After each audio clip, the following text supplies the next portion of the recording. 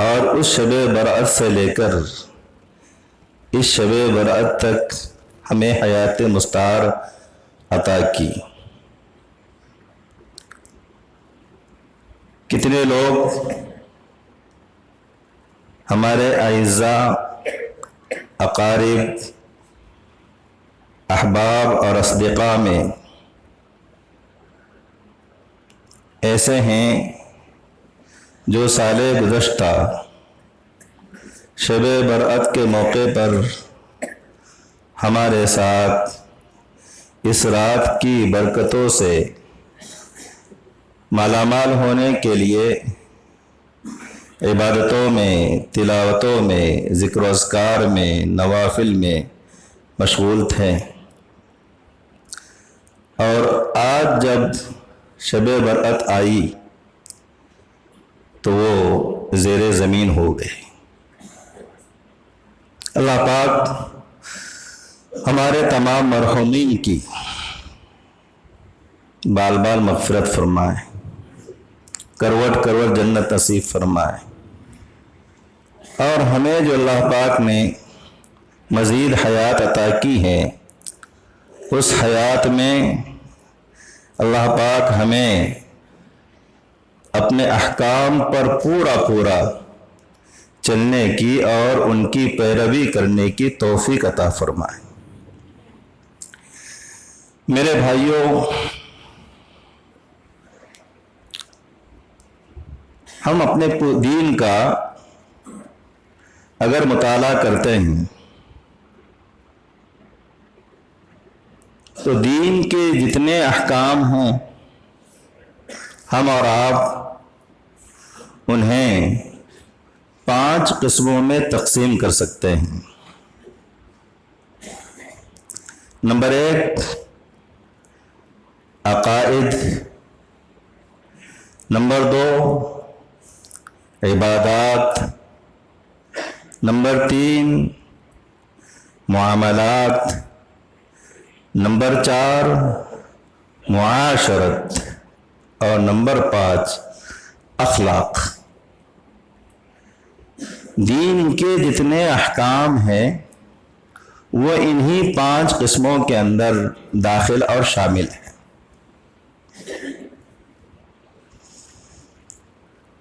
پہلے نمبر پر جو عقائد ہیں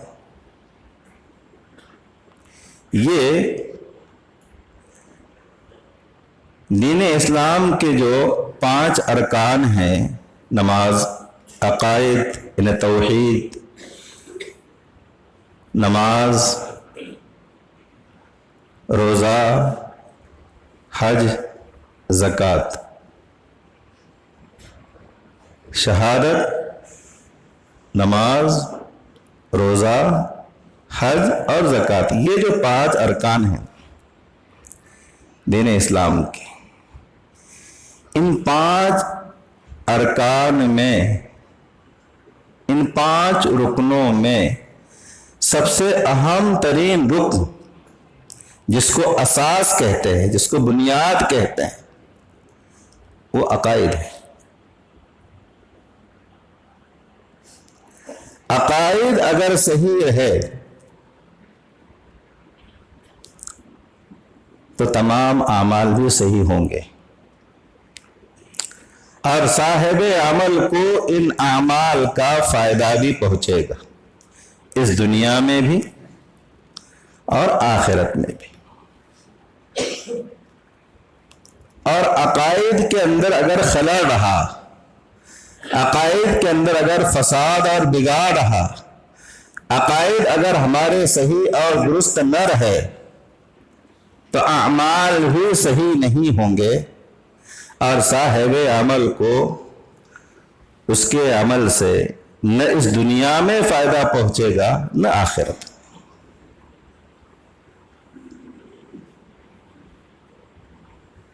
میرا اور آپ کا عقیدہ ہے کہ اللہ ایک ہے،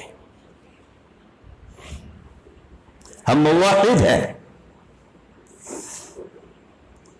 قل هو اللہ احد، آپ کہہ دیجئے اللہ ایک ہے، لم یلد، وہ کسی سے پیدا نہیں ہوا، ولم یولد، نہ کوئی اس سے پیدا ہوا، ولم یکن لہ کفوا احد، اس کے برابر اس کے اسماء میں اس کے صفات میں کوئی نہیں۔ توحید، اللہ کی وحدانیت، یہ وہ عقیدہ ہے جو انسان کو ایک نہ ایک دن، بھلے وہ گنہگار ہی صحیح ہو، جنت میں داخل کرائے گا۔ من قال لا الہ الا اللہ دخل الجنہ۔ آج مختلف قسم کے فتنے ہمارے سماج اور معاشرے میں رونما ہو رہے لوگوں، فتنے قادیانیت ہے، فتنے شکیلیت ہے، کوئی مہدی ہونے کا دعویٰ کر رہا ہے، کوئی مسیح ہونے کا دعویٰ کر رہا ہے، کوئی قرآن کا منکر ہے تو کوئی حدیث کا منکر ہے، کوئی آپ صلی اللہ علیہ وسلم کے آخری نبی ہونے کا منکر ہے۔ مختلف قسم کے فتنے ہمارے سماج اور معاشرے میں جنم لے رہے ہیں۔ اپنے ایمان کو بچانا، اپنے بچوں کے ایمان کو بچانا، اپنے گھر والوں کے ایمان کو بچانا آج وقت کی سب سے بڑی اور اہم ضرورت۔ دنیا تو معاش ہے، یہاں مستقل نہیں رہنا ہے۔ ہماری اور آپ کی عمروں کا ایوریج کیا ہے؟ میرے اور آپ کے آقا محمد رسول اللہ صلی اللہ علیہ وسلم نے فرمایا اعمار امتی ما بین 60 الی 70، میری امت کی عمر 60 اور 70 کے درمیان۔ یہ لوگ جو سوئے ہیں، کیا یہ مسجد میں موجود نہیں تھے؟ کیا یہ زندہ نہیں تھے؟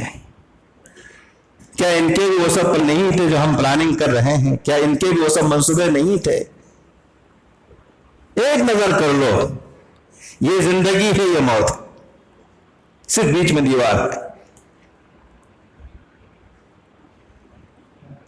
تو وقت کی سب سے اہم ضرورت آج اپنے ایمان کی حفاظت، اپنے بچوں کے ایمان کی حفاظت، اپنے گھر والوں کے ایمان کی حفاظت۔ معاش تو جیسے تیسے ہو جائے گا، لیکن معاد جو ہمیشہ ہمیش کی زندگی ہے، اس کے کامیابی کی اور وہاں کے نجات کی فکر، یہ وقت کی اہم ضرورت ہے۔ حضرت یعقوب علیہ السلام کا آخری وقت ہے، اپنے بچوں کو جمع کیا اور کہا ما تعبدون من بعدی، بچوں میرا آخری وقت ہے، آنکھ بند ہوگی، مجھے تم بتاؤ تم میرے بعد کس کی عبادت کرو گے؟ ان کنتم شہداء اذ حضر یعقوب الموت اذ قال لبنیہ ما تعبدون من بعدی۔ ایک نبی جس نے اپنے بچوں کو دینی تعلیم دی، نبی تھے، نبی کے گھر میں پرورش پانے والے بچوں کے متعلق نبی کہہ رہے ہیں ما تعبدون من بعدی۔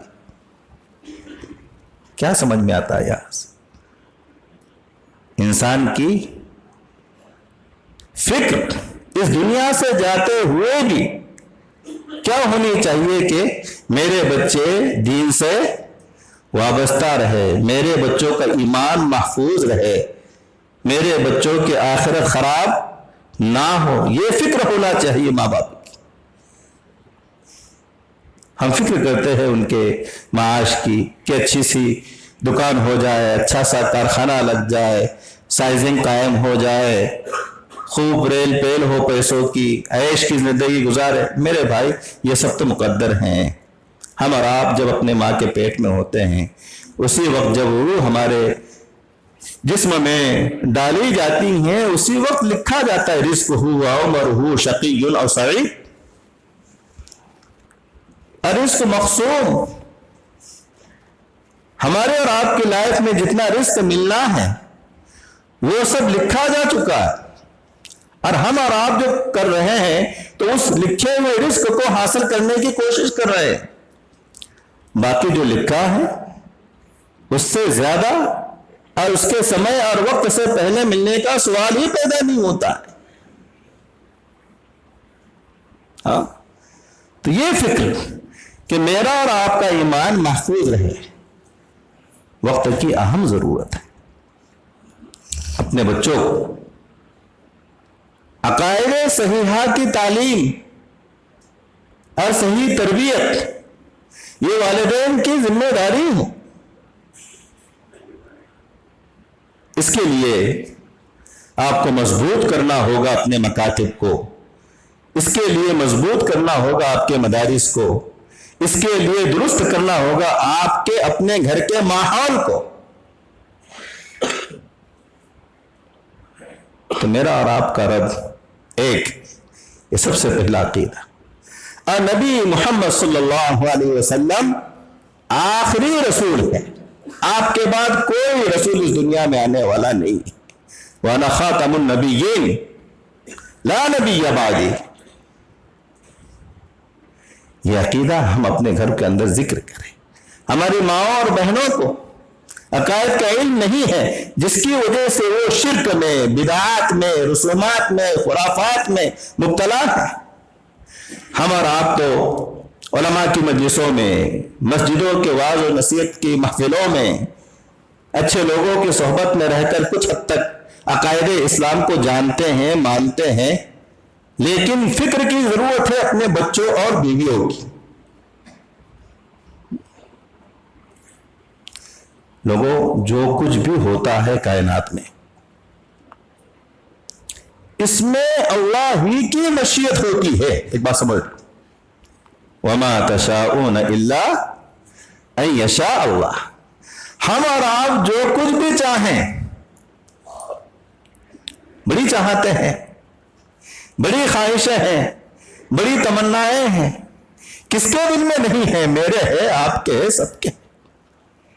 لیکن یہ خواہشیں، یہ تمنائیں، یہ چاہتے، یہ اسی وقت پوری ہو سکتی ہے جبکہ اللہ کی مشیت ہو، جبکہ اللہ کی مشیت ہو۔ اللہ کی مشیت کے بغیر کچھ بھی نہیں ہوتا۔ یہ میرا اور آپ کا عقیدہ ہونا چاہیے۔ عقیدۃ الطحاویہ عالم کورس میں عقائد کے حوالے سے پڑھائی جاتی ہے۔ اس کے حاشیے میں ایک اعرابی اور ایک دیہاتی کا واقعہ لکھا ہے۔ ایک دیہاتی اپنی بکریوں کو چرا رہا ہے، بکریاں چر رہی ہیں، اور یہ چرواہوں کی عادت ہوتی ہے کہ جب بکریاں اور ان کے جانور اچھی طرح سے گھاس چر رہے ہوتے ہیں تو یہ خوش ہوتے ہیں، جیسے ماں باپ اپنے بچے کو کھانا کھاتا ہوا دیکھتے ہیں تو خوش ہوتے ہیں کہ چلو آج اچھا ہوا کہ اس نے اپنے منہ سے جو تو کھانا مانگا، ورنہ اس کے پیچھے لے لے کے گھومنا پڑتا کہ بیٹا کھا لے کھا لے کھا لے۔ آج اس نے اپنے منہ سے مانگا، خوش ہوتے ہیں نا ہمارا۔ یہ حال جو ہے تو چرواہے کا ہوتا ہے کہ جب بکریاں چرتی ہے وہ خوش ہوتا ہے، اور آدمی جب مڑ میں ہوتا ہے، خوش ہوتا ہے، اس کی طبیعت فریش ہوتی ہے، تو جو اشعار اس کو یاد ہوتے ہیں اس کے ذہن میں، وہ اس کو گنگناتا ہے۔ ہر آدمی کا ذوق ہے، تو وہ گنگنا رہا ہے، اور کیا گنگنا رہا ہے؟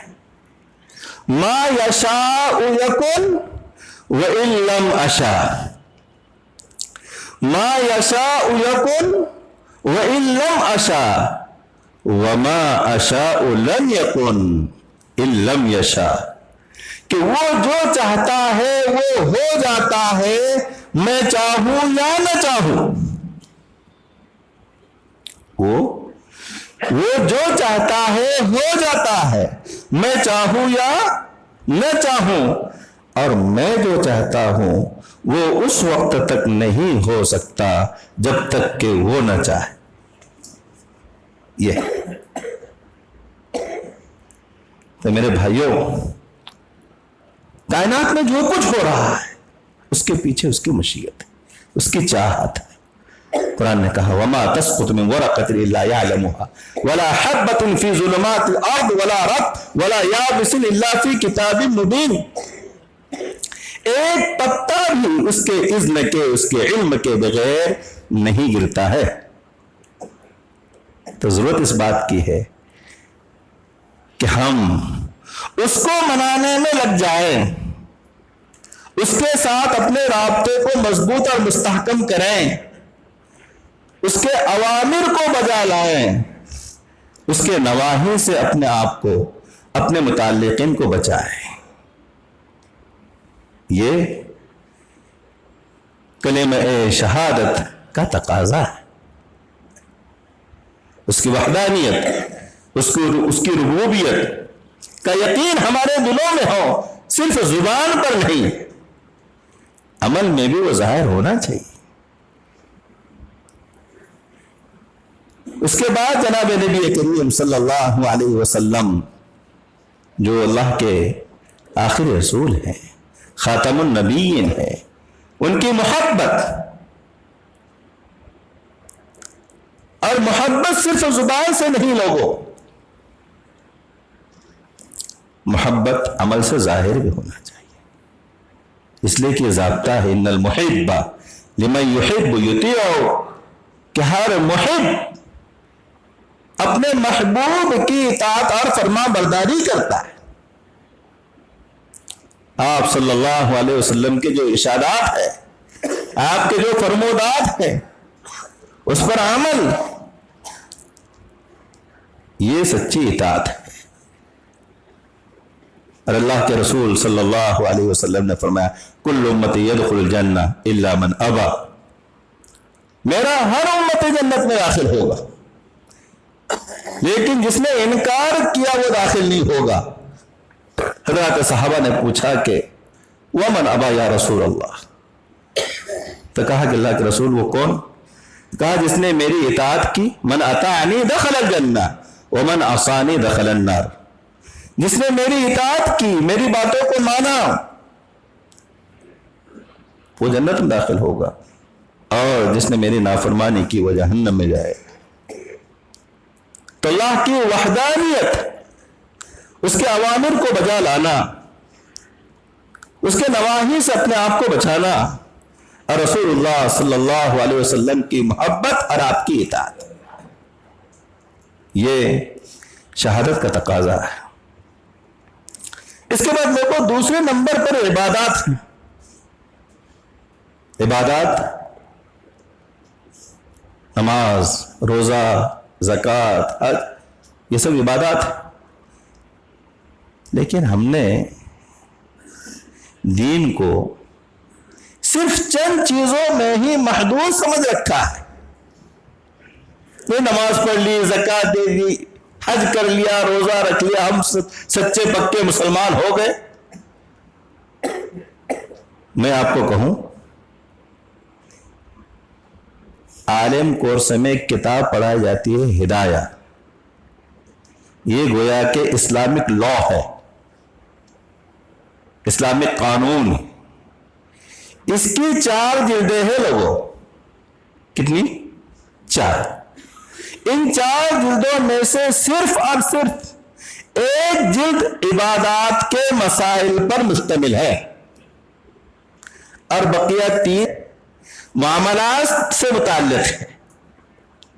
تو آپ تو سمجھدار طبقہ ہے، آپ سمجھ سکتے ہیں اس سے کہ دین کا 25% عبادات میں ہے، اور 75% معاملات میں ہے، جس کو ہم دین سمجھتے ہی نہیں۔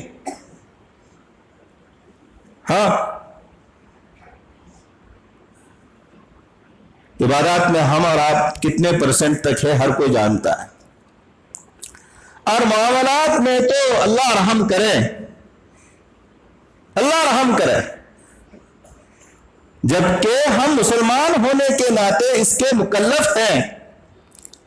فقہ کا مشہور قاعدہ ہے، لا يحل لمسلم ان يفعل فعلا او يعمل عملا حتى يعلم حكم الله فيه، کہ کسی مسلمان کے لیے کوئی بھی عمل، کوئی بھی فعل، کوئی بھی کاروبار اس وقت تک کے کرنا جائز نہیں ہے جب تک کہ وہ اس سے متعلق حکم خدا بندی کو نہ جانے۔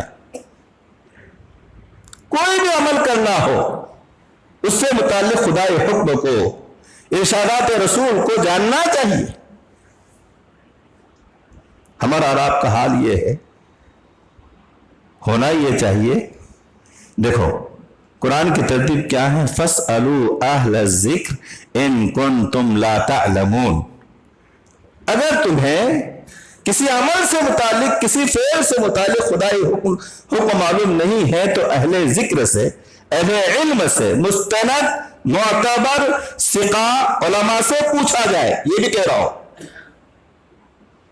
ورنہ ہر کوئی فتویٰ دے رہا ہے آج کل، چیٹ جی بی ٹی، اس پر لوگ فتوے پوچھ رہے ہیں اور اس پر عمل کر رہے ہیں۔ میرے بھائی چیٹ جی بی ٹی اس نے کون سے مدرسے میں داخلہ لیا؟ کس کے سامنے بخاری پڑھی؟ وہ تو ایک آلہ ہے، ایک ٹول ہے، ایک اوزار ہے، اس کے اوپر معلومات کو اسٹور کیا گیا، جمع کیا گیا۔ آپ اب جو تو سرچ میں ڈالتے ہیں کہ اگر کوئی آدمی اپنے بیوی کو ایک طلاق دے تو اس کا حکم کیا، تو وہ کہاں سے جواب؟ اس کے پاس دماغ ہے؟ نہیں، وہ مصنوعی ذہانت ہے، آرٹیفیشل، مصنوعی ہے۔ تو لوگ علماء کے پاس نہیں جا رہے، دار افتاء نہیں جا رہے، وہی جو تو چیٹ جی بی ٹی سے حکم معلوم کر کے اس پر عمل کر رہے ہیں۔ ایسا نہیں۔ دین ان هذا العلم دینکم فانظروا عمن تاخذون دینکم، یہ علم، یہ فتویٰ، یہ تمہارا دین ہے، تم دیکھو کہ تم کس سے جو ہو تو اپنا دین حاصل کر رہے ہو۔ تو اگر معلوم نہیں ہے کسی فعل سے متعلق، کسی عمل سے متعلق حکم شرعی کیا ہے، تو مستند معتبر ثقہ قابل اعتبار عالم سے پوچھیے اور پھر عمل کیجیے۔ ہمارا اور آپ کا حال کیا ہے؟ پہلے کرتے پھر پوچھتے، جبکہ حکم کیا ہے؟ پہلے پوچھو پھر کرو۔ 3 طلاق دے کر وہ آتا ہے میرے پاس، پھر کہتا ہے مفتی صاحب کوئی راستہ نکالو، کوئی راستہ نکالو۔ میں کہتا ہوں کہ میرے بھائی، میں یہاں اس لیے نہیں بیٹھا ہوں کہ راستہ نکالوں، میں راستہ نہیں نکال سکتا، راستہ بتا سکتا ہوں۔ اب آپ کہوں کیا فرق ہے بتانے میں اور نکالنے میں؟ بڑا فرق ہے۔ راستہ نکالنے کا اختیار اللہ نے صرف اور صرف لوگوں اپنے پاس رکھا،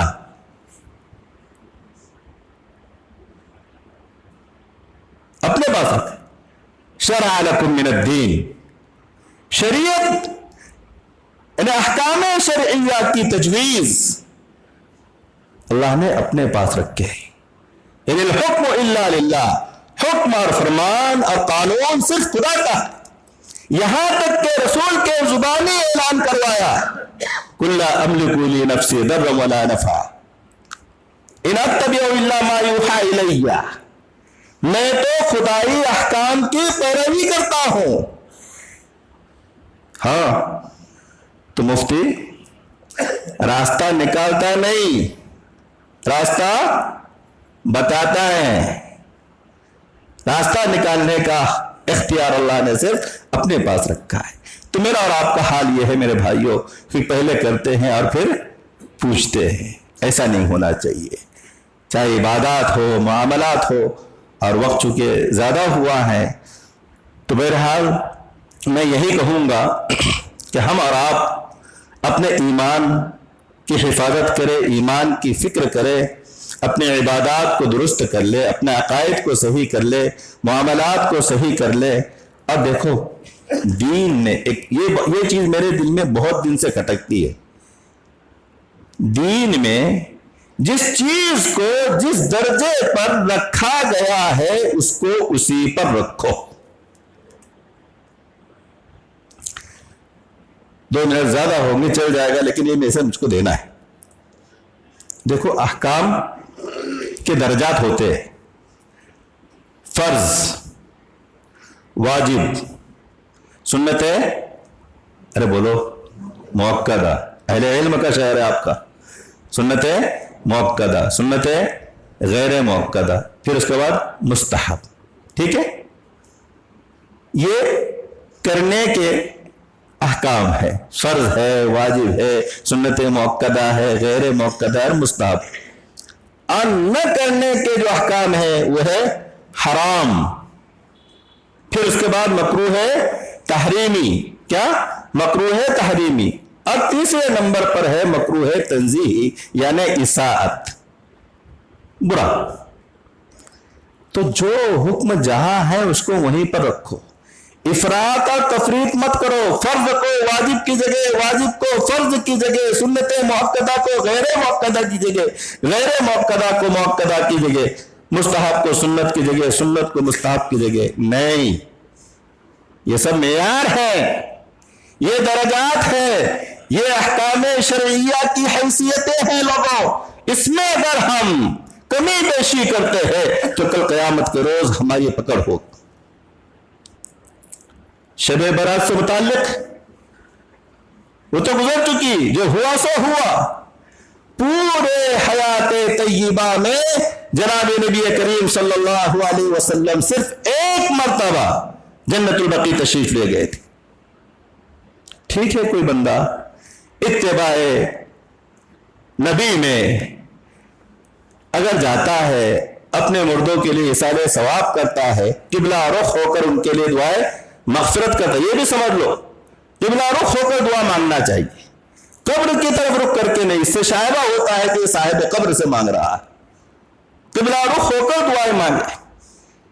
تو ایک آدھ مرتبہ اگر جاوے یا اس کو لازم نہ سمجھے تو کوئی بات نہیں ہے، لیکن یہ کیا ہر سال جو ہو تو بالکل اس کو تہوار بنایا جائے، اس پر چراغاہ کیا جائے، قبروں پر چونا لگایا جائے؟ بے چونا تو باہر لگاتے ہی، یہاں بھی آ کے لگا رہے آپ۔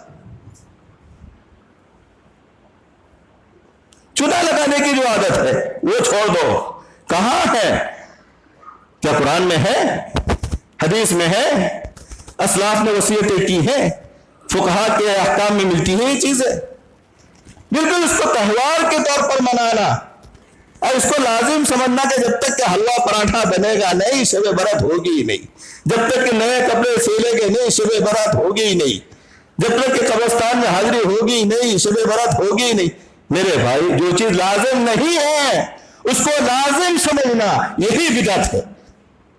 اور میرے اور آپ کے آقا محمد رسول اللہ صلی اللہ علیہ وسلم نے فرمایا کل محدثۃ بدعہ وکل بدعۃ ضلالہ وکل ضلالۃ فی النار۔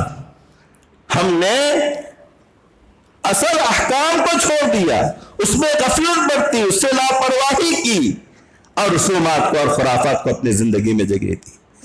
تو بہرحال یہ چند باتیں تھیں، اگر آپ کو کچھ تکلیف ہو تو خدا را معاف کیجئے، پھر پتہ نہیں آئندہ سال کے شب برات ہمیں اور آپ کو نصیب ہو یا نہ ہو۔ دعا تو کریں گے کہ اللہ پاک اس طرح کے شب براتیں آپ کی زندگی میں سینکڑوں بار لائے، آپ کے لیے مغفرتوں کا سامان ہو، آپ خدای رحمتوں سے مالا مال ہو۔ اب دیکھو رمضان مبارک کا مہینہ آ رہا ہے، ابھی سے اپنی نیتوں کو درست کر لو، ارادے کر لو کہ اس مہینے کا ہم استقبال کریں گے۔ استقبال کیسے؟ عبادتوں سے، تراویح سے، روزوں سے، تلاوت سے۔ ہمارے بزرگان دین فرماتے ہیں کہ جس کا رمضان اچھا گزرا اس کا پورا سال اچھا گزرتا ہے۔ تو رمضان میں عبادتوں کا اہتمام آپ کو پتا نہیں؟ میرا اور آپ کے آقا محمد رسول اللہ صلی اللہ علیہ وسلم تو رجب کے داخل ہونے سے ہی دعا مانگنا شروع فرما دیتے تھے، اللہم بارک لنا فی رجب و شعبان وبلغنا رمضان۔ نبی یہ خواہش کر رہا ہے، اے اللہ رمضان تک مجھے پہنچا دے تاکہ تیری رحمتوں سے، تیری مغفرتوں سے، خلاصی جہنم کی نعمت سے میں اپنے دامن کو بھر لوں۔ تو یہاں تک تو پہنچ گئے، 15 شعبان ہو گئے، اب رہے کتنے دن؟